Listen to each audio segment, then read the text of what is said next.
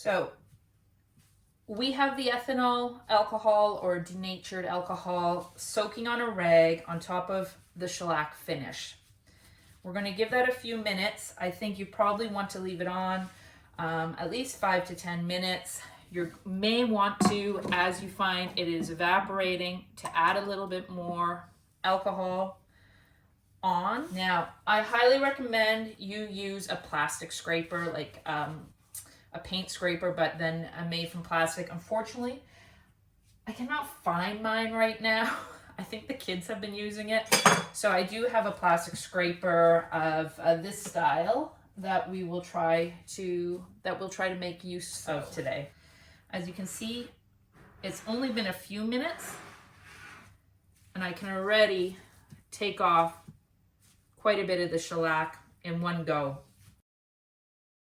The shellac comes off quite easy. We can clean it off the plastic scraper.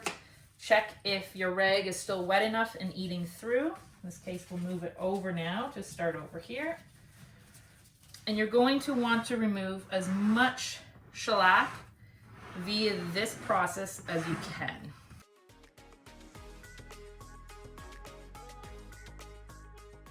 And then what we will do is one of the next parts is I'm taking a fine steel wool. I believe this is a 000 steel wool.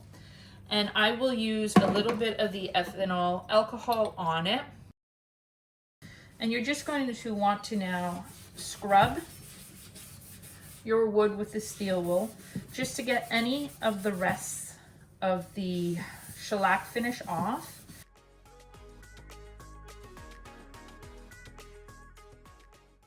So our board is now dried. The alcohol has evaporated. I have cleaned it. There's no bits of the steel wool remaining.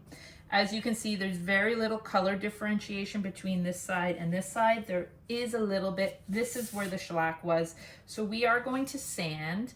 Now, a mistake a lot of people tend to make is furniture. We're pretending we're working on a piece of vintage furniture here.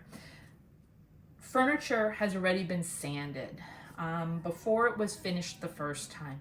So you don't need to sand it like it was a raw piece of lumber being brought back to furniture status.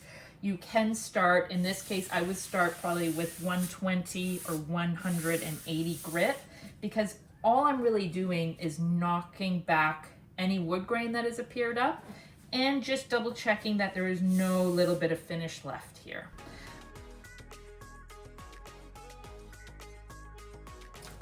Okay, so we're done.